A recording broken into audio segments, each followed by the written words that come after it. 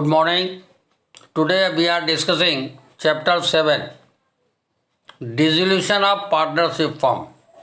जो 2020 की किताब है उसमें चैप्टर 8 है और 19 जो 2019 की किताब है उसमें चैप्टर 7 में दिया हुआ है, क्योंकि 2019 में रिटायरमेंट और डिसोल्यूशन एक ही चैप्टर में कर दिया था, 2020 में अलग अलग।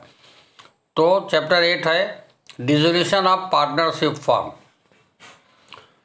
Meaning of dissolution of partnership firm. Partnership firm के डिसोल्यूशन का मीनिंग क्या होती है? तो dissolution of partnership means change in relationship among the partner. जब पार्टनर के रिलेशनशिप में चेंज हो जाता है, मतलब प्रॉफिट रेशियो में कोई बदलाव होता है, तो उसे हम कहते हैं dissolution of partnership. But the firm continue, परंतु उसमें फर्म कंटिन्यू रहती है। On the other hand, dissolution of firm means because of the firm is discontinued. Discontinue मतलब बंद हो जाएगी, that is close the firm is bound up, उसे हम कहते हैं डिसॉल्व। क्लोज फर्म बंद करेंगे उसे कहते हैं डिसॉल्व हो गई। As a result economic relationship among the partners come to an end. जो पार्टनर के इकोनॉमिक रिलेशनशिप है वो ख़त्म हो जाते हैं। तो डिसोल्यूशन ऑफ पार्टनरशिप और डिसोल्यूशन ऑफ पार्टनरशिप फर्म दोनों में ये अंतर है। डिसोल्यूशन ऑफ पार्टनरशिप में क्या होता है? Change in relationship among the partner, but firm is continue. On other hand, dissolution of firm means होता है कि डिसकंटिन्यू ऑफ फर्म, मतलब फर्म इज क्लोज्ड, डिसॉल्व हो गई, जिसकी वजह से रिलेशनशिप एमंग द पार्टनर वो बंद हो जाते हैं, उनका लेन देन खत्म हो जाता है। According to Section 39 of the Indian Partnership Act 1932, Indian partnership act 1932 में बना था, तो उसके सेक्शन 39 में दिया हुआ है definition. Dissolution of firm means dissolution of partnership among all the partner in the firm. Dissolution firm का मतलब है सारे पार्टनर की पार्टनरशिप खत्म हो जाती है। In such an event all the asset of the firm are realised. जितनी भी एसेट फर्म की हैं वो रियलाइज होती, मतलब सोल्ड किया जाता है, पैसा आता है, एंड लाइबिलिटी आर पेड, और लाइबिलिटी का पेमेंट कर देते हैं।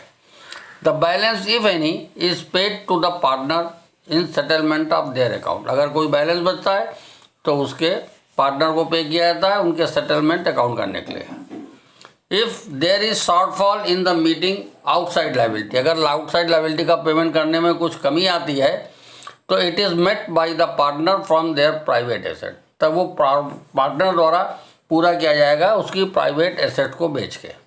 तो that is the meaning of dissolution. अब mode of dissolution of firm. Firm dissolve किन कारणों से होती है? The mode by which the firm may be dissolve. किन किन कारणों से फर्म डिसॉल्व होती है? तो पहला है म्यूचुअल एग्रीमेंट। म्यूचुअल एग्रीमेंट मतलब होता है a firm may be dissolve when all the partner agree for its dissolution.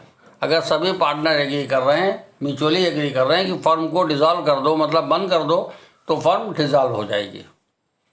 Second है कंपल्सरी डिसोल्यूशन। ए firm may B compulsory dissolve. कब डिसॉल्व हो जाती है compulsory? When all the partner all the partner except one partner become insolvent. ये तो सभी partner दिवालिया हो जाएं, इंसॉल्वेंट मतलब दिवालिया, या कोई एक पार्टनर को छोड़ के सारे लोग दिवालिया हो जाएं तो फर्म डिसॉल्व हो जाएगी। दूसरा, when business of firm become unlawful. अगर बिजनेस फर्म का अनलॉफुल हो, इलीगल होने लगा है, जिस पर्पज़ के लिए आपने फर्म बनाई है, पार्टनरशिप बनाई है, उसके अलावा दूसरा काम करेंगे तो वो अनलीगल फुल हो जाता है, अनलॉफुल हो जाता है, तब भी फर्म डिसॉल्व कर दी जाती है। तो सेकेंड मोड हो गया कंपल्सरी डिसोल्यूशन। थर्ड है बाय नोटिस। बाय नोटिस का मतलब in case partnership deed is at will. Partnership में ये पहले से लिखा है कि the firm may be dissolve by any partner. कोई भी पार्टनर फर्म डिसॉल्व कर सकता है, giving notice in writing to all the other partner of his intention to dissolve the firm। By notice का मतलब है पार्टनरशिप डीड में ये विल है कि कोई भी पार्टनर रिटर्न नोटिस दे दे रिमेनिंग पार्टनर को कि अपने इंटेंशन का कि हम फर्म फला डेट से डिसॉल्व कर दीजिए, तो फर्म डिसॉल्व हो जाएगी। चौथा मोड है अनहैपनिंग ऑफ एन इवेंट। कुछ ऐसी घटनाएं होंगी जिसकी वजह से फर्म डिसॉल्व हो जाती है। तो firm may be dissolve in any of the following events if the partnership deed so provide. अगर पार्टनरशिप में इस तरीके का प्रोविज़न है कि ये अगर घटनाएं होंगी, इवेंट्स होंगे, तो फर्म डिसॉल्व कर दी जाएगी, तो फर्म डिसॉल्व हो जाएगी। वो क्या क्या हैं? Number first, on expiry of the term for which the firm was constituted. जिस पर्पज़ के लिए पार्टनरशिप फर्म बनाई गई है वो पर्पज़ एक्सपायर हो जाए, वो काम कंप्लीट हो जाए, तो फर्म डिसॉल्व कर दी जाएगी। दूसरा, on completion of the venture. जैसे मान लिया किसी कॉन्ट्रैक्ट लिया आपने ब्रिज बनाने का, तो ब्रिज बन गया, कंप्लीट हो गया वेंचर, तो उसके बाद वो फर्म डिसॉल्व कर दी जाएगी। तो on completion of the venture. Next है on death of a partner. अगर डीड में दिया है कि किसी भी पार्टनर की डेथ होगी तो फर्म डिसॉल्व कर दी जाएगी, तो फर्म डिसॉल्व हो जाएगी। फोर्थ है on adjudication of the partner as insolvent. Partner दिवालिया हो जाएगा तो भी फर्म डिसॉल्व कर दी जाएगी। पांचवा मोड होता है डिसोल्यूशन बाय कोर्ट। कोर्ट भी फर्म को डिसॉल्व करती है। कोर्ट में भी pass order for the dissolution of firm. Court order pass कर देती है फर्म को डिसॉल्व कर दो, बंद कर दो। कब करती है? When A partner become a person of unsound mind. जब कोई पार्टनर अनसाउंड माइंड मतलब दिमाग का पैदल हो जाए, जिसे कहते हैं दिवालिया हो गया, दिमाग काम नहीं करता, अनसाउंड माइंड, पागल जिसे कह लीजिए आप। तो partner become person of unsound mind, तब फर्म डिसॉल्व कर देगा court. Second, a partner become permanently incapable of performing his duties as a partner. अगर कोई पार्टनर परमानेंटली इनकैपेबल हो जाता है, सक्षम हो जाता है अपनी ड्यूटी परफॉर्म करने के लिए एज ए पार्टनर, तो फर्म कोर्ट डिसॉल्व कर देती है। थर्ड है a partner is found guilty of misconduct which is likely to be adverse effect of the business of the firm. अगर कोई पार्टनर गिल्टी ऑफ मिसकंडक्ट पाया जाता है जिसकी वजह से फर्म को एडवर्स विपरीत असर उसका पड़ता है बिजनेस में, तो फर्म को डिसॉल्व कर देगा court. Next, partnership agreement is breaches presently bye the partner और पार्टनर्स। जो एग्रीमेंट हुआ है उसको अगर तोड़ देता है, उसके विपरीत चला जाता है, ब्रीचेज द एग्रीमेंट, तो कोर्ट फर्म को डिसॉल्व कर देता है। नेक्स्ट है court find dissolution of the firm is justified. Court तो सुप्रीम अथॉरिटी होती है, अगर वो जस्टिफाइड समझता है कि फर्म को डिसॉल्व करना ठीक है, तो कोर्ट ऑर्डर पास कर सकता है कि फर्म को डिसॉल्व कर दी जाएगी। Next, when the business of the firm can not be carried on except and losses. अगर कोर्ट समझता है कि बिजनेस बगैर लॉस, अब लॉस में ही बिजनेस चलना है, प्रॉफिट नहीं हो सकता है, तो फर्म को कोर्ट डिसॉल्व कर सकता है। तो these are the mode of the dissolution of the firm. इन कारणों से फर्म डिसॉल्व होती है। अब जब डिसॉल्व होगी तो सेटलमेंट ऑफ अकाउंट, अकाउंट का कैसे सेटलमेंट किया जाता है? Generally two issues have to resolve at the time of dissolution. दो इशूज होते हैं जिनको रिजॉल्व करना होता है।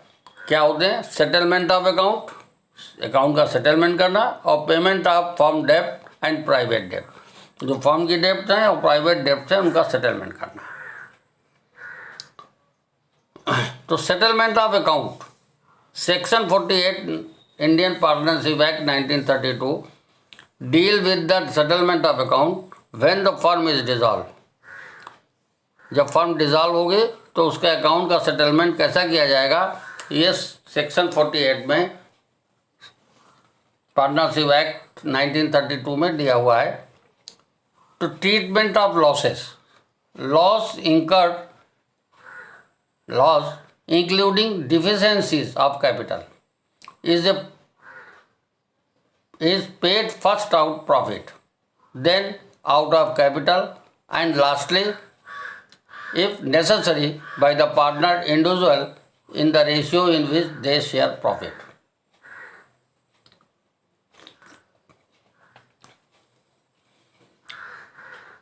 Next, application of assets, assets of the firm including amount contributed by partner to make up deficiency of capital are applied in the following order. जो deficiency होगी उसको किस ऑर्डर में अप्लाई किया जाएगा? सबसे पहले इन pay firm debt to the third parties, जो पैसा आप एसेट से रियलाइज होगा उससे पहले थर्ड पार्टी का पेमेंट करेंगे. In paying each partner rateably what is due to him on account of loans and advances. अगर पार्टनर का कोई लोन्स एडवांसेस है तो उसके बाद उसको पेमेंट किया जाएगा.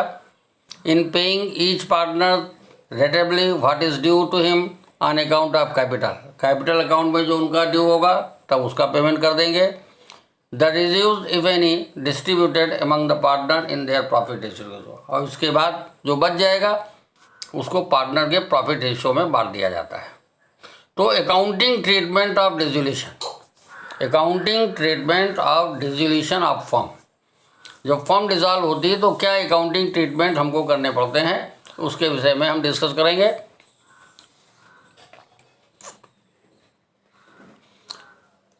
We had earlier discussed that when the firm is dissolved, assets are liabilities. Assets are realized and liabilities are paid. Asset जो है वो रियलाइज की जाती है, पैसा मिलता है उनसे, मतलब एसेट बिकती हैं, और लाइबिलिटी का पेमेंट करते हैं. And the balance if any, अगर कोई बैलेंस बच जाता है, is distributed among the partner. वो पार्टनर में डिस्ट्रीब्यूट कर दिया जाता है उनके रेशियो में. इन केस अगर डिफिशियंसी आती है, कोई शॉर्टफॉल होता है, is met out by the partner. वो पार्टनर के एसेट से मेट आउट किया जाता है. It means on dissolution book of firm will have to be close. इसके मतलब जब फर्म डिसॉल्व होगी तो सारी बुक्स क्लोज कर दी जाती हैं.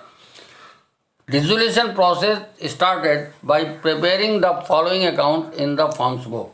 डिसोल्यूशन प्रोसेस तब स्टार्ट होता है ये फॉलोइंग अकाउंट, 4 अकाउंट हैं वो बनाए जाते हैं. कौन कौन से बनाए जाते हैं? Realisation account, partners loan account, partners capital account और बैंक और कैश अकाउंट. ये 4 अकाउंट बनाए जाते हैं जो फर्म डिसॉल्व होती है. अब इसको एक एक करके हम डिस्कस करेंगे कि रियलाइजेशन अकाउंट कैसे बनता है, इसका उद्देश्य क्या होता है. तो पहला है realisation account. Realisation account is prepared on the dissolution of firm. जब फर्म डिसॉल्व होती है तभी रियलाइजेशन अकाउंट बनता है, और जब रिकन्स्टिट्यूट होती है तो रिवैल्यूएशन अकाउंट बनता है. तो फर्म जब डिसॉल्व होगी तो रियलाइजेशन अकाउंट बनेगा. The object of preparing this account is to close the books of account of the dissolve firm. जो फर्म डिसॉल्व हुई उसके बुक्स ऑफ अकाउंट को क्लोज करना, ये इसका उद्देश्य होता है. एंड टू डिटरमाइन प्रॉफिट और loss on realisation of asset and payment of liability. जो एसेट रियलाइज हुई है उससे और पेमेंट जो लायबिलिटी किया है, इसमें जो प्रॉफिट या लॉस निकलेगा रियलाइजेशन अकाउंट में, इसलिए बनाया जाता है. तो रियलाइजेशन अकाउंट इज प्रिपेयर्ड कैसे बनाते हैं? सारी एसेट को ट्रांसफ़र करते हैं. ट्रांसफरिंग ऑल एसेट, सारी एसेट एक्सेप्ट छोड़कर. कौन कौन सी एसेट नहीं ट्रांसफ़र करी जाती रियलाइजेशन में?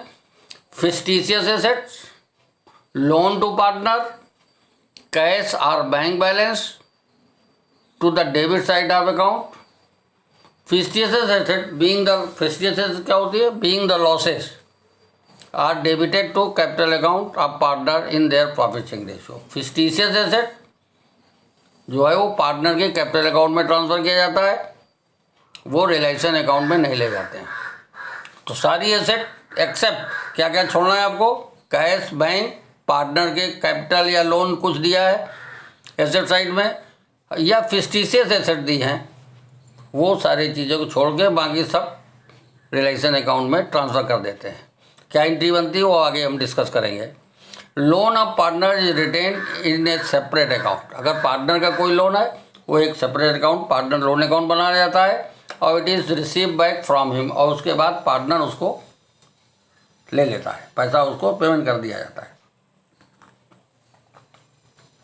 तो सारी एसेट ट्रांसफ़र कर दिया. फिर ट्रांसफरिंग ऑल लाइबिलिटीज़, जितनी भी liability means outsider except partner, partner को छोड़ के. तो transferring all liability except partner loan and partners capital account.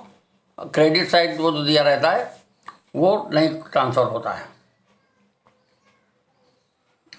और जो अमाउंट रियलाइज होता है amount realise on sale of asset is credited to realisation account, और liability paid are debited to the realisation account. Expenses incurred by the firm on resolution, it is also debited to realisation account. Balance of the account either gain और loss, जब realisation account का जो balance निकलेगा वो profit या loss निकलेगा, which is transfer to partners capital account in their profit sharing ratio, वो partners की कैपिटल अकाउंट में प्रॉफिट शेयरिंग रेशियो में बांट दिया जाएगा। तो अब एंट्रियाँ कैसे बनते हैं? जब एसेट क्लोज करते हैं, लायबिलिटी क्लोज करते हैं, तो उसकी अकाउंटिंग एंट्री कैसे की जाती है? Accounting entry for closing the assets, जब एसेट अकाउंट क्लोज करोगे तो ऑल एसेट्स मतलब इंक्लूडिंग गुडविल भी ले लेते हैं, except fictitious asset. Fictitious asset cash in hand, cash at bank, current account की डेबिट बैलेंस, कैपिटल अकाउंट का डेबिट बैलेंस ऑफ पार्टनर, या पार्टनर का लोन अकाउंट है, ये रियलाइजेशन में नहीं ट्रांसफ़र करते हैं। बाकी सारे एसेट बुक वैल्यू पे रियलाइजेशन में ट्रांसफ़र कर दी जाती है। तो जब ये ट्रांसफ़र करते हैं तो कहते हैं एसेट अकाउंट क्लोज कर दिया। तो जब एसेट अकाउंट क्लोज करेंगे तो एंट्री बनाई जाएगी realisation account debit to various asset, जितनी हो इंडिविजुअल, जैसे फर्नीचर है, मशीनरी है, तो सब अलग अलग इंडिविजुअली लिखा जाता है। तो जब एसेट क्लोज की जाती है तो realisation account debit to various asset. Important point, जब एसेट हम ट्रांसफ़र करते हैं तो कुछ इंपॉर्टेंट पॉइंट्स हैं to be kept in mind while transferring the asset to realisation account. जब एसेट को रियलाइजेशन अकाउंट में हम ट्रांसफ़र करते हैं, मतलब realisation account debit to asset करते हैं, तो कुछ चीज़ें हैं जो आपको याद दिमाग में रखनी है। Treatment of provision against the asset, किसी भी एसेट्स के अगेंस्ट में कोई प्रोविजंस या रिजर्व्स दिया है तो वो भी क्लोज कर दिया जाता है। When an asset is transferred to realisation account, its corresponding provisions or reserve appearing in the liability side of the balance sheet is also transfer, उसे भी ट्रांसफ़र कर दिया जाता है। फॉर एग्जाम्पल, जैसे इन्वेस्टमेंट अपीयर होता है एसेट साइड में और इन्वेस्टमेंट फ्लक्चुएशन रिजर्व अपीयर होता है लायबिलिटी साइड में। तो जब एसेट हम ट्रांसफ़र करेंगे तो इन्वेस्टमेंट फ्लक्चुएशन रिजर्व को भी ट्रांसफ़र कर देंगे। तो इन्वेस्टमेंट जब ट्रांसफ़र करते हैं तो एसेट्स होती है, तो एंट्री बनाई जाएगी realisation account debit to investment, और रिजर्व, उससे रिलेटेड रिजर्व जो लायबिलिटी साइड में शो होता है, उसको जब ट्रांसफ़र करेंगे तो एंट्री बनाएंगे investment fluctuation reserve account debit to realisation account. पहली बार जो भी एसेट क्लोज की जाएगी उससे रिलेटेड कोई भी प्रोविजंस या रिजर्व्स होंगे वो ट्रांसफ़र कर दिए जाएंगे रियलाइजेशन अकाउंट में, उसको भी क्लोज कर देते हैं। एक अनदर एग्जाम्पल लिख लेते हैं। अगर इफ़ डेटर्स अब बैलेंस शीट में अपीयर हो रहा है 50,000 and provision for doubtful debt 5,000, तो 50,000 तो डेटर्स को ट्रांसफ़र करोगे तो realisation account debit to debtors 50,000 से हो जाएगा, और प्रोविज़न जो 5,000 दिया है वो प्रोविज़न अकाउंट ट्रांसफ़र करेंगे रियलाइजेशन में, तो एंट्री बनाएंगे provision for doubtful debt account debit to realisation account 5,000 से, क्योंकि सारे बुक्स क्लोज की जाती है तो सारे अकाउंट क्लोज कर देते हैं। पहला पॉइंट हो गया कि जो भी एसेट हम ट्रांसफ़र करेंगे उससे रिलेटेड कोई प्रोविज़न और रिजर्व्स भी होंगे तो वो भी ट्रांसफ़र कर दिए जाते हैं, क्लोज कर दिए जाते हैं। Second point, treatment of fictitious asset. Balance sheet of fictitious asset such as accumulated losses, deferred revenue expenditure मतलब advertisement, suspense account etcetera are not transfer to realisation account, वो रियलाइजेशन अकाउंट में नहीं transfer करते हैं। These account are transfer to capital account of partner in their profit sharing ratio. ये चीज़ें जो है पार्टनर की कैपिटल अकाउंट में प्रॉफिट शेयरिंग रेशियो में ट्रांसफ़र कर दी जाती हैं।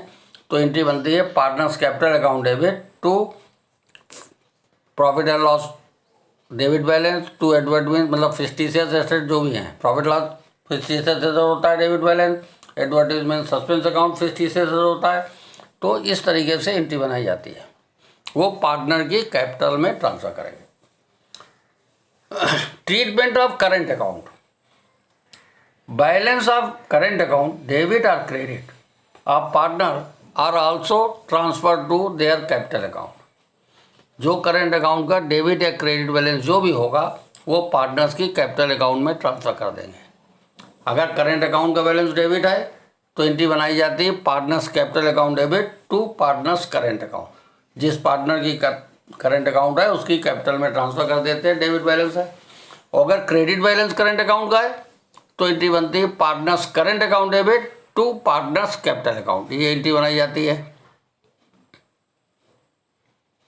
इसी तरीके से treatment of loan to a partner, asset side में जो लोन दिया रहता है तो जो एसेट साइड में पार्टनर का लोन है, इसके मतलब पार्टनर ने वो लोन फर्म से ले रखा है।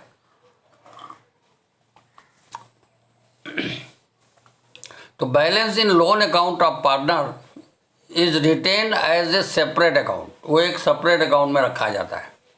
It is not transferred to the debit side of the capital account because it will become a situation of repayment of capital before payment of outsider liabilities.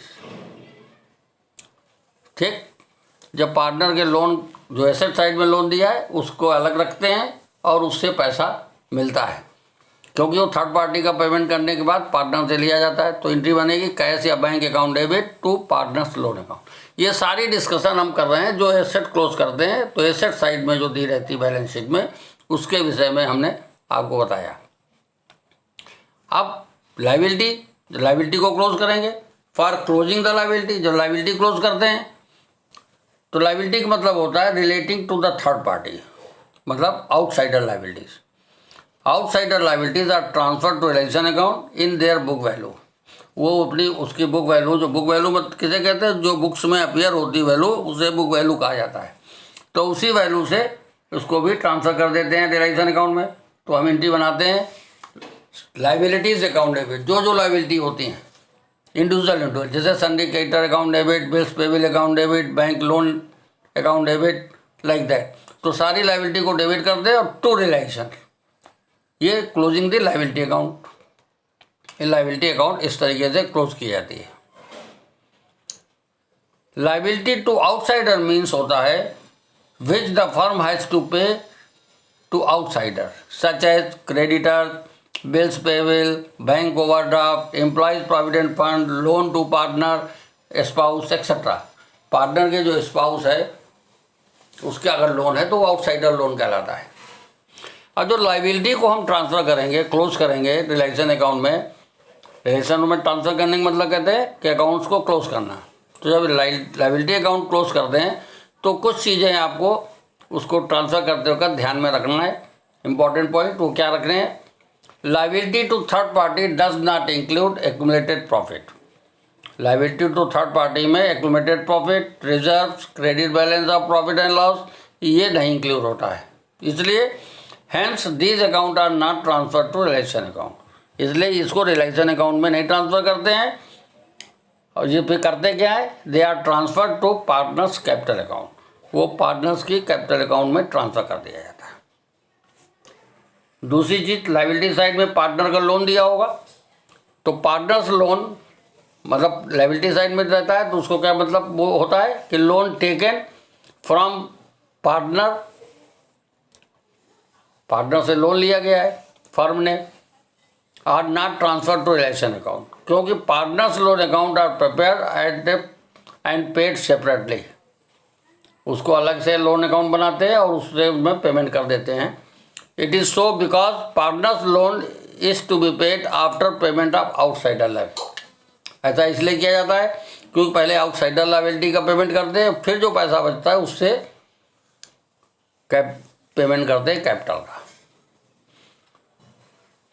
ठीक, थर्ड पॉइंट आपको क्या ध्यान रखना है, लाइबिलिटी ड्यू टू पार्टनर, जैसे capital और current account partner का जो लाइबिलिटी साइड में शो हो रहे हैं, तो that is not a outsider liability, ये आउटसाइडर लाइबिलिटी नहीं होती है, इसलिए इसको भी पार्टनर के मतलब रिलेशन अकाउंट में नहीं ट्रांसफ़र करते हैं, इसको क्लोज नहीं किया जाता है। तो लाइबिलिटी अकाउंट में हम क्या क्या क्लोज नहीं करते हैं, accumulated profit, reserves, credit balance of profit and loss, ये नहीं ट्रांसफ़र करते रिलेशन में। पार्टनर का लोन नहीं ट्रांसफ़र करते रिलेशन में।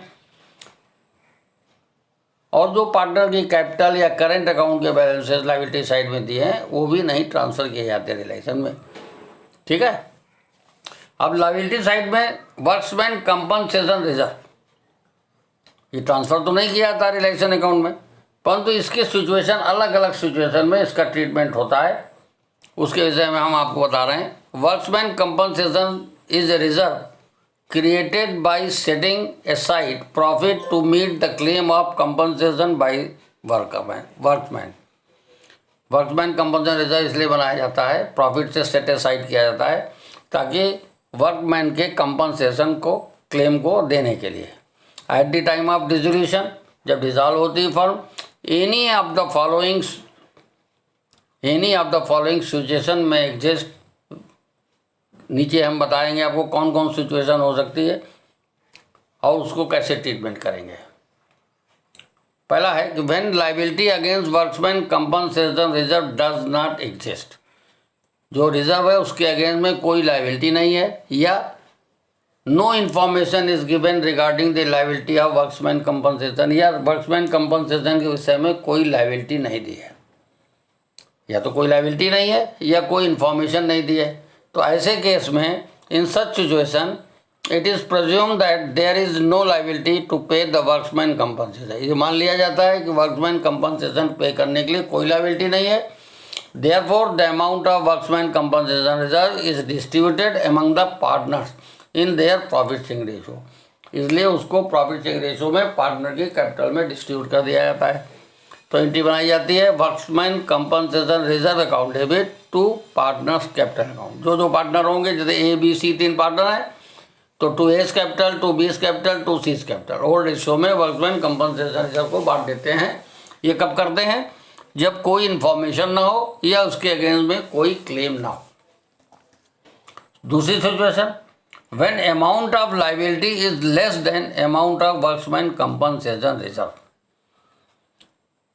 अगर लायबिलिटी है, मतलब वर्क्समैन कंपनसेशन क्लेम जितना रिजर्व से अगर उससे कम है, तब हम लोग क्या ट्रीटमेंट करते हैं? जितनी लायबिलिटी है वो ट्रांसफ़र कर देते हैं रिलेशन अकाउंट में, और जो बच जाता है वो पार्टनर को बांटा जाता है। तो एंट्री क्या बनाए थे हम लोग? Workmen compensation reserve account debit, जितना रिजर्व होगा आपका, टू रिलेशन में वो अमाउंट जाएगा जो क्लेम है, और टू पार्टनर्स कैपिटल अकाउंट, जितना क्लेम है उसको छोड़ के बाकी जो रिजर्व बचेगा वो पार्टनर्स की कैपिटल में और उनके रेशियो में बांट दिया जाएगा। तब ये एंट्री बनती है। ये कब बनेगी? जब वर्क्समैन कंपनसेशन रिजर्व से क्लेम होगा और क्लेम उसके बराबर या उससे कम होगा। कब होगा? तब बराबर होगा तो पूरा ट्रांसफर कर देंगे। When amount of liability is equal to the amount of workmen's compensation reserve, अगर जितना रिजर्व है उतनी ही लायबिलिटी है। जैसे 10,000 का रिजर्व है और 10,000 की ही वर्क्समैन कंपनसेशन क्लेम है, तो ऐसी सिचुएशन जब आती है, बराबर की लायबिलिटी होती है रिजर्व के, तब पूरा रिजर्व जो है वर्क्समैन कंपनसेशन रिजर्व को रिलेशन में ट्रांसफर कर दिया जाता है।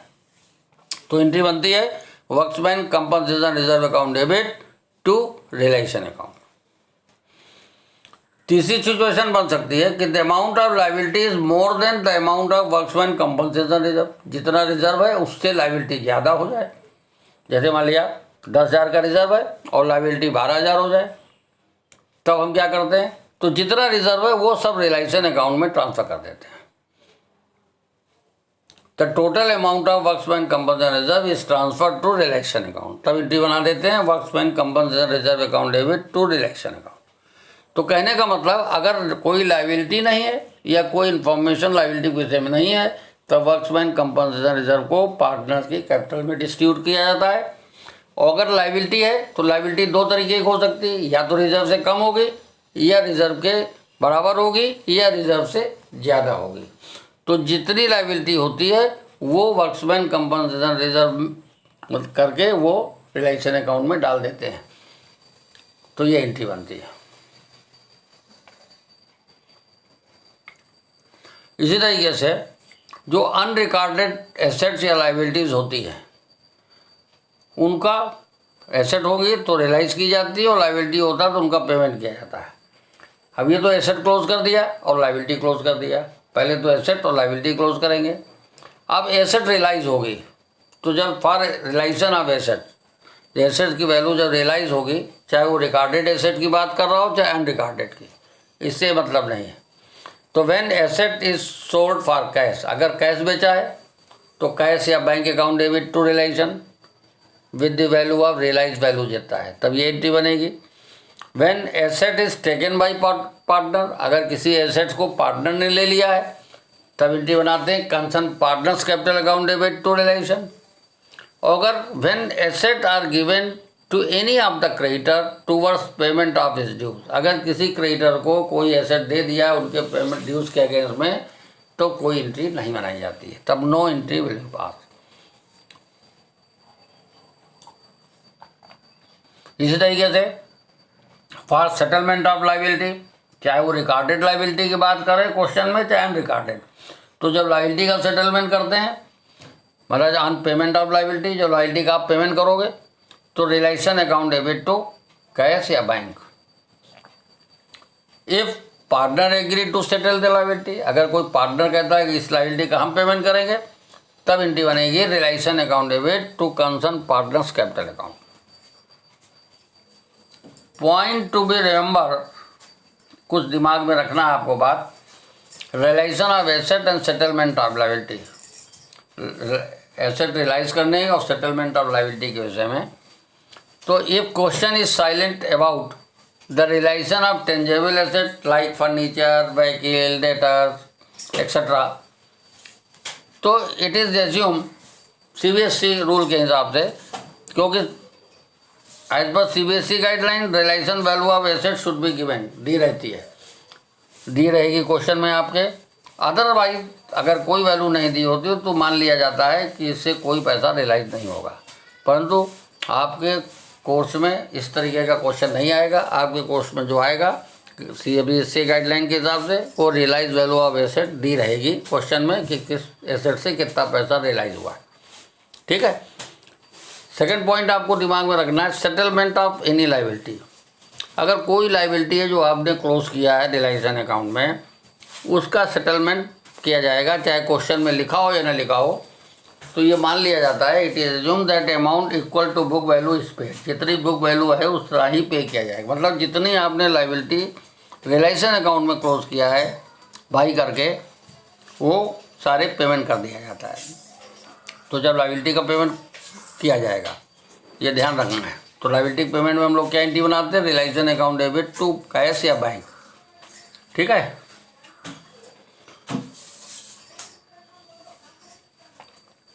नेक्स्ट है transfer of asset to settle liabilities, अगर किसी एसेट को किसी लाइबिलिटी के सेटल, जैसे a creditor or any person to whom amount is due may accept an asset in a part or full in settlement of claim, अगर कोई creditor या कोई और व्यक्ति जिसका अमाउंट फर्म के ऊपर ड्यू है, तो वो एसेट एक्सेप्ट कर रहा है, asset A part of is for settlement claim के लिए, इन ऐसे केसेस में नो एंट्री इज पास, तब कोई एंट्री नहीं पास की जाती है, ठीक है। परंतु अगर if asset is given to creditor in part payment of the is dues, और एसेट वैल्यू ज़्यादा दे दी है, तो जितना पहले ज़्यादा आपने दे दिया है या कम दिया है, जैसे 5,000 के क्रेडिटर थे और उनको एसेट दे दिया आपने 8,000 की, और जो एक्सेस पैसा वो क्रेडिटर ने वापस कर दिया 3,000, तो एंट्री बन जाती है bank account debit to realisation.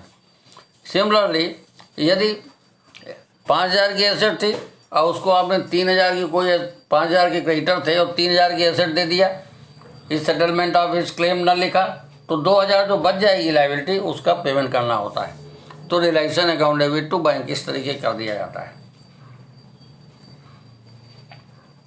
अब आता है रियलाइजेशन एक्सपेंसेस, एसेट बंद कर दी, लाइबिलिटी क्लोज कर दी, एसेट रियलाइज हो गई, तो या तो एसेट रियलाइज होती है तो bank account debit to realisation, अगर एसेट को कोई पार्टनर ले लेता है तो partners capital account debit to realisation बनाया जाता है, और अगर एसेट को किसी क्रेडिटर के सेटलमेंट के लिए देते हैं तो कोई एंट्री नहीं करते हैं। तो फॉर रियलाइजेशन एक्सपेंसेस और dissolution expenses are incurred in the process of the dissolution of the firm, firm के डिसोल्यूशन प्रोसेस के लिए ये खर्च किए जाते हैं। जैसे डिसोल्यूशन प्रोसेस क्या है? Selling of the assets and paying the liabilities. Asset बेची जाती हैं और लाइबिलिटीज का पेमेंट किया जाता है। तो इसमें अगर कोई खर्चा हो रहा है डिसोल्यूशन एक्सपेंसेस, तो these expenses may be paid as a remuneration to partner, या तो पार्टनर को एज ए रेमोनेशन के रूप में to carry out the dissolution, जो डिसोल्यूशन को कैरी आउट करेगा, and are as expenses incurred, या खर्च किया गया। These being the expenses for dissolution of the firm are debit to relation account. जो ये एक्सपेंसेस होते हैं वो रिलेशन अकाउंट में डेबिट करते हैं।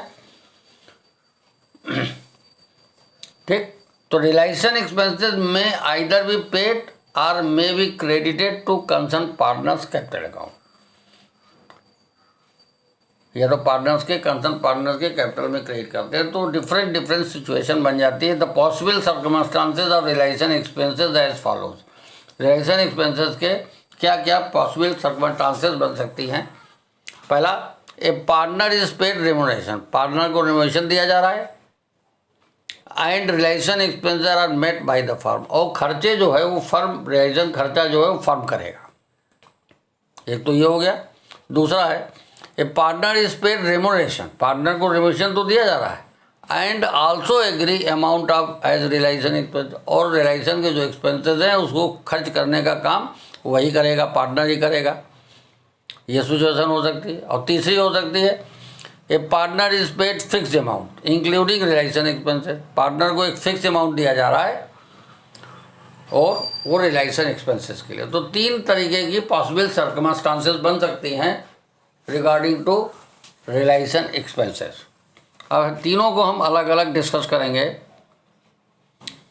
पहला है a partner is paid remuneration, partner को रेमोनेशन दिया जा रहा है, and relation expenses are met by the firm, और खर्चे जो रिलेशन के हैं वो फर्म करेगी। तो remuneration means payment for the service rendered by the partner to complete the dissolution process, but do not include realisation expenses incurred in the dissolution process. इसमें dissolution process में रिलेशन एक्सपेंसेस इंक्लूड नहीं होता। In such a situation realisation expenses are borne by the firm, ऐसी condition में वो जो खर्चे होते हैं वो फर्म को बियर करेगा।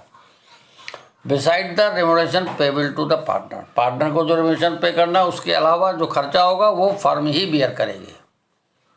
10, if a partner is paid remuneration and relation expenses are borne by the firm, तो क्या करते हैं? Relation is debited with the amount of remuneration and relation expenses are incurred may be paid by the firm or by the partner। ये तो firm पे करेगा या partner पे करेगा। तो किस किस सिचुएशन में क्या एंट्री बन जाती है उसको हम डिस्कस करेंगे। लिखा है for remuneration to a partner, अगर पार्टनर को डिसोल्यूशन वर्क करने के लिए कुछ रेमोनेशन दिया जा रहा है तब एंट्री बनाई जाती है relation account debit to concern partners capital. ठीक, और जो रिलेशन एक्सपेंसेस होंगे for relation expenses borne and paid by the firm, जब फर्म उसको बियर और पे करेगी तो एंट्री बनती है relation account debit to cash और bank account. For relation expenses borne by the firm, firm तो बियर करेगी but paid by the partner, partner ने उसको पे कर दिया। समझ में आई बात? रिलेशन एक्सपेंसेस को फर्म को बियर करना था परंतु फर्म ना पे करके पार्टनर पे कर दे, तो ऐसी सिचुएशन होगी तब एंट्री बनाएंगे relation account debit to concern partners capital account.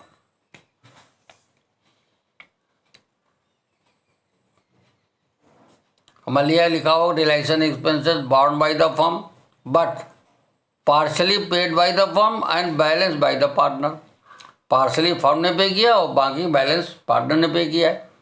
तब क्या करते हैं? रिलेशन अकाउंट डेबिट करेंगे, जितना फर्म ने पे किया उसे टू कैश या बैंक करेंगे, और जो पार्टनर पे कर रहा है बैलेंस उसको कैपिटल को, उसी कैपिटल को क्रेडिट कर देंगे।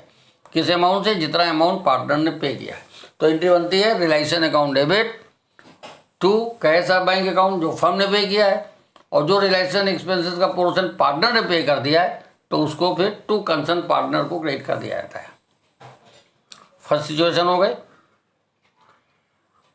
अब सेकेंड सिचुएशन ये बन सकती है कि partner is paid remuneration, partner को रेमोनेशन दिया जा रहा है, and also agree amount as realisation, और रिलाइजेशन के खर्चे जो है उसके पेमेंट करने के लिए भी एग्री करता है।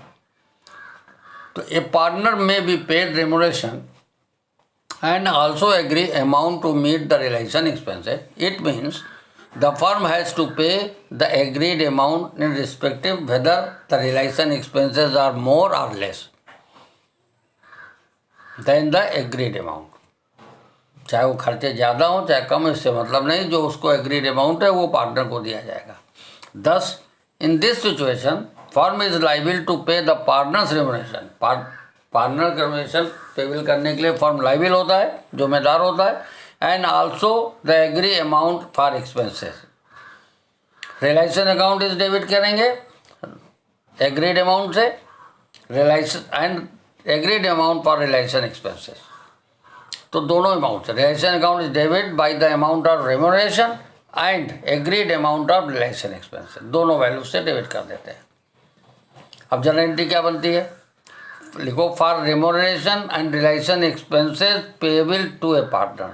जो रेमोनेशन या रिलाइजेशन एक्सपेंसेस जो पार्टनर को पेबल होंगे उसके लिए एंट्री बनाई जाएगी realisation account debit to concern partners capital account. ठीक। Further realisation expenses incurred may be paid by the firm और by the partner in case the information as to payment of realization expenses is not given, then and the partner is to bear the realization expenses, so it is presumed that the partner who was to bear realization expenses has paid it. In this case, the firm pay the realization expenses. It means that the firm has paid the amount on behalf of the partner. इसके मतलब partner के behalf में firm पे कर देगा। Thus the amount so paid by the firm is debited to concerned partners capital account. ऐसे case में जो अमाउंट पे करेगा फर्म वो कंसर्न पार्टनर की कैपिटल में डेबिट करते हैं। तो क्या सिचुएशन बनेगी, देखो for realisation expenses paid by the firm, realisation expenses firm ने पे किया है on behalf of the partner, partner के बिहाफ में, जो पार्टनर को पे करना था पार्टनर ने न पे करके फर्म ने अगर पे कर दिया तब एंट्री हम बनाते हैं concern partner capital account debit to cash या bank account. For realisation expenses paid by the partner carrying out the resolution process. ऐसे केस में जो रिजोल्यूशन प्रोसेस करने के लिए जो पार्टनर कैरी एक्सपेंसेस पे करेगा तो उसके लिए नो एंट्री इज पास, क्योंकि उसको कंसर्न पार्टनर को अकाउंट को क्रेडिट कर दिया आपने एग्रीड अमाउंट से जो रिलाइजेशन अमाउंट को पेमेंट करना था, इसलिए इसको फिर तब एंट्री नहीं बनाई जाती है। अब थर्ड सिचुएशन बनती है कि partner is paid fix amount, partner को एक फिक्स अमाउंट दिया जा रहा है and fix amount that include realisation, जिसमें कि रिलाइजेशन एक्सपेंसेस इंक्लूड होता है, ये कंडीशन हो सकती है। तो a partner may be paid a fix amount that include remuneration and realisation expenses, जिसमें कि रेमोनेशन जो उसको दे रहे हो रिलाइजेशन एक्सपेंसेस दोनों इंक्लूड रहता है। It means that the firm has agreed to pay fixed amount and does not have to bear further expenses beside the agreed amount. Agreed amount के अलावा और कोई further expenses firm नहीं करती है। Thus, in this situation, firm is liable to pay the agreed amount. तो ऐसी situation में फर्म लाइबल होती है कि जो एग्रीड अमाउंट है वो पार्टनर को पे करे। तो 10 realisation expenses is debited by the agreed amount payable to the partner and credited to the concerned partner's capital account. तो उतनी वैल्यू से कंसर्न पार्टनर को क्रेडिट कर देते हैं। अब एंट्रियाँ कैसे बनाई जाती हैं, for the fix amount payable to the partner, जब पार्टनर को फिक्स अमाउंट जो पे करना होता है उसके लिए एंट्री बनती है realisation account debit to concern partners capital account. For realisation expenses paid by the firm on behalf of the partner, अगर पार्टनर के बिहाफ में फिक्स अमाउंट तो उसको देना है, परंतु रिलाइजेशन एक्सपेंसेस पार्टनर को बियर करना था और फर्म ने पे कर दिया ऑन बिहाफ ऑफ पार्टनर, तब जिस पार्टनर के बिहाफ में पे किया है तो उस एंट्री बनाएंगे concern partners capital account debit to cash या बैंक अकाउंट।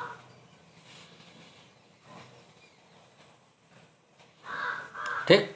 और मान लिया for relation expenses paid by the partner carrying out the dissolution process, dissolution process करने के लिए रिलेशन एक्सपेंसेस पार्टनर ने पे किए हैं, क्योंकि पार्टनर को फिक्स अमाउंट दिया जा रहा है तो उससे से क्रेडिट कर देंगे। तब ऐसे केस में जो रिलेशन एक्सपेंसेस पार्टनर पे करेगा तो उसकी कोई एंट्री नहीं की जाती है। No entry is passed since this his capital account is credited with the agreed amount of relation expenses payable to him, क्योंकि जो उसको पेमेंट करना होता है उससे उसकी कैपिटल को क्रेडिट कर चुके होते हैं, इसलिए एक्सपेंसेस जो पार्टनर करेगा उसको हम नहीं एंट्री करेंगे। If the concern partner is paid the realisation expenses further entry is not pass, तब फर्दर एंट्री नहीं पास की जाती है। अब general entry payment of realisation expenses की इस तरीके से हो जाती है। कैसे होती है? 3 सिचुएशन है, इसको समराइज एक रिकॉर्ड बता दिया। मोड ऑफ पेमेंट देखिए, व्हेन रिलेशन एक्सपेंसेस आर बॉन्ड and also paid by the firm, मतलब फर्म उसको बियर करे और रिलेशन एक्सपेंसेस को पेमेंट भी करे, तब एंट्री बनाते हैं हम relation account debit to cash या bank account. When relation expenses are बॉन्ड and also paid by the firm, firm bear भी करेगा और पेमेंट भी करेगा, तब हम एंट्री करेंगे relation account debit to cash या बैंक अकाउंट। बिजनेस ट्रांजैक्शन ज़्यादातर बैंक से होते हैं तो बैंक ही लिखना चाहिए। Second, when relation expenses were to be बॉन्ड by the firm but are paid by a partner, जो रिलेशन एक्सपेंसेस है वो फर्म को बियर करना है परंतु उसका पेमेंट पार्टनर ने कर दिया है, तब हम क्या एंट्री बनाएंगे? Relation account debit to concern partners capital account, क्योंकि वो खर्चा तो फर्म को बियर करना था परंतु उसको पे कर दिया है पार्टनर ने, तो फिर हम पार्टनर की कैपिटल को क्रेडिट कर देंगे। Second, when relation expenses are बॉन्ड and paid by the same partner, अगर रिलेशन एक्सपेंसेस बॉन्ड और पे भी सेम पार्टनर करेगा तो नो एंट्री, तब कोई एंट्री नहीं की जाएगी। When any of the partner agree to carry out resolution of for an agreed remuneration including relation expenses, अगर कोई पार्टनर ये एग्री कर रहा है कि हम डिसोल्यूशन का काम करेंगे एग्रीड रेमुनेशन में जिसमें कि रिलेशन एक्सपेंसेस भी इंक्लूड होगा, तो ऐसे केस में जितना उसको एग्रीड अमाउंट है उस वैल्यू से हम relation account debit to concern partners capital account कर देते हैं। 5वीं मोड ऑफ पेमेंट क्या हो सकता है? व्हेन रिलेशन एक्सपेंसेस आर बॉन्ड by a partner and paid by the firm, relation expenses firm partner को बियर करना था परंतु फर्म ने पे कर दिया, ऐसी सिचुएशन बनेगी तो एंट्री बनाई जाती है concern partners capital account debit जिसने पे किया है टू कैश और बैंक अकाउंट, ये एंट्री बनाई जाती है। अब जैसे 4 ट्रांजेक्शन दिए हैं एग्जाम्पल के तौर पे, जैसे पहला लिखा है pass journal entry in the following transactions, realisation expenses amount 10,000, सब इतना लिखा है तो हम एंट्री बनाएंगे relation account debit to bank 10,000 से, और लिखा हो relation expenses 5,000 were paid by Taran a partner, realisation expenses 5,000 है जिसको पार्टनर तरन ने पे कर दिया, तब हमारी एंट्री बनेगी realisation account debit to Taran's capital account 5,000 से। और थर्ड जैसे थर्ड ट्रांजेक्शन कह रहा है relation expenses 5,000 were paid by the firm on behalf of the Mohan a partner, Mohan के बिहाफ में फर्म ने पे कर दिया है, तो जब फर्म पे कर देगा मोहन के बिहाफ में तो एंट्री क्या बनाएंगे? मोहन के बिहाफ में फर्म ने पे किया है तो Mohan's capital account debit to cash या बैंक अकाउंट हो जाएगा थर्ड केस में। और फोर्थ केस कह रहा है Pavan a partner was paid remuneration including 20,000 including expenses of 20,000 to carry out dissolution firm, और एक्चुअल एक्सपेंसेस 10,000, तो 10,000 से हमें कोई मतलब नहीं, फर्म को हमने पार्टनर को देने के लिए जो एग्री किया फर्म ने उस वैल्यू से एंट्री बनाई जाती है, तो एंट्री बनेगी realisation account debit to Pavan's capital account और वैल्यू कितनी रहेगी? 20,000। इस तरीके से डिसोल्यूशन के किए जाते हैं। ठीक है।